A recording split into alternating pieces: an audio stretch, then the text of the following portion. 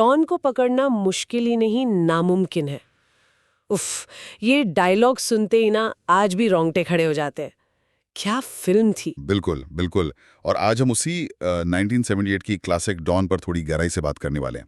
हमारे पास जो मटेरियल है ना, वो फिल्म का काफी डिटेल्ड एनालिसिस है। हाँ, और देखो इरादा ये नहीं कि सिर्फ कहानी सुना दे, बल्कि उस विश्लेषण से ये समझें कि भाई सलीम जावेद ने लिखा कैसे, चंद्र बरोट ने डायरेक्ट कैसे किया, किरदारों में वो क्या बात थी, और हाँ, कल्याणजी आनंदी का म्यूजिक, इन सब ने मिलकर इसे इतना आइकॉनिक कैसे बना दिया। सही कहा।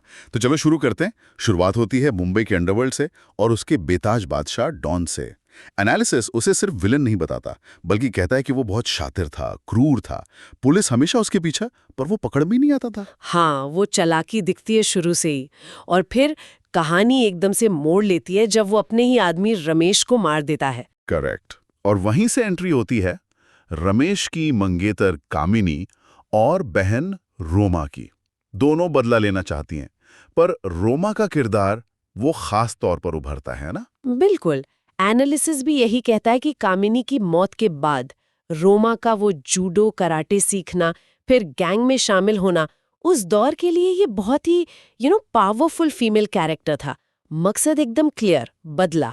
फिर आता है वो सीन, पुलिस एनकाउंटर में डॉन मारा जाता है, लेकिन डीसीपी डी सिल्वा, इफ्तिखार साहब ने जो रोल किया है, वो इस बात को छुपा लेते हैं। ये सिर्फ एक ट्विस्ट नहीं था, इसने पूरी कहानी का रुख ही बदल दिया। हाँ, क्योंकि उनका प्लान बड़ा था, सिर्फ डॉन नहीं, पूरा गैंग। एग्जैक्टली, पूरा सिंडिकेट पकड़ना था उन्हें। और तभी उनकी नजर पड़ती है विजय पर। एनालिसिस कहता है कि ये जो हमशक्ल वाला प्लॉट पॉइंट है ना, ये सिर्फ कहानी आगे बढ़ाने के लिए नहीं था, ये पहचान और नैतिकता का सवाल भी उठाता है।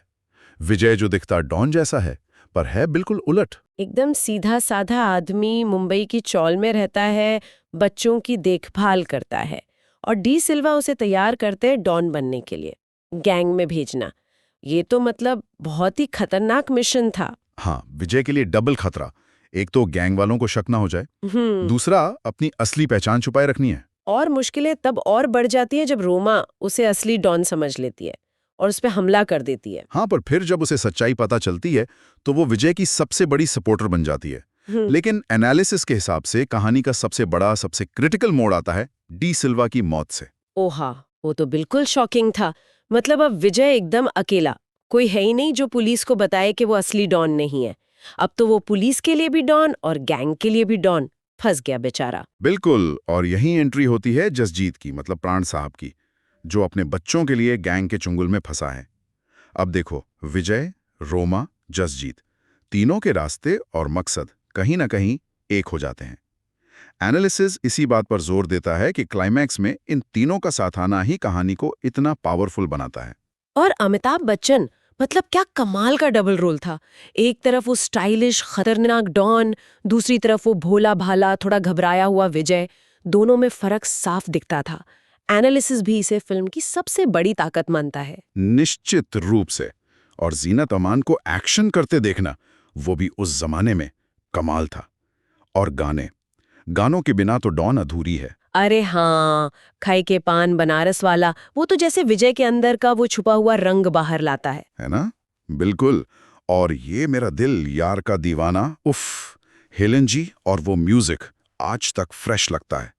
कल्याणजी आनंद जी ने सच में जादू किया था। और सलीम जावेद के डायलॉग्स, डॉन को पकड़ना के अलावा भी कितने सारे याद रह गए। और चंद्र बरोड़ का डायरेक्शन भी मानना पड़ेगा।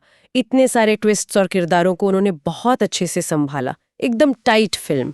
तो कुल मिला के एनालिसिस का निचोड़ यही है कि डॉन की कामयाबी किसी एक डिपार्टमेंट की वजह से नहीं थी। ये एक परफेक्ट मिक्सचर था।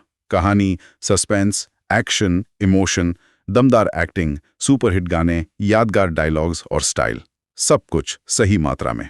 हाँ, तभी तो ये सिर्फ एक क्राइम थ्रिलर नहीं बल्कि कंप्लीट एंटरटेनर बनी। आज भी देखो तो मजा आता है। इसने सही में क्राइम फिल्मों के लिए एक बेंचमार्क सेट किया था। और एक बात सोचने वाली है, ये फिल्म आइडेंटिटी पहचान और असलियत के बीच की जो लाइन है उसे दिखाती है।